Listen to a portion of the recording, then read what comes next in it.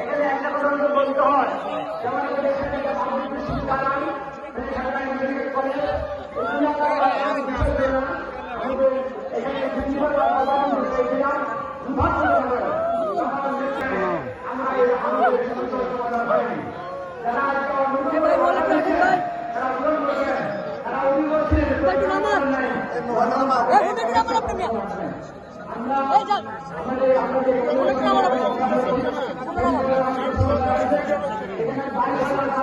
জন্য এক পরিমাণের মানুষ ভ্রমণ নেই,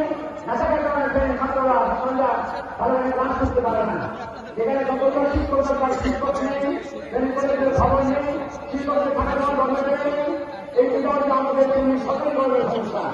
এই জন্য আমরা মনে করেন সরকার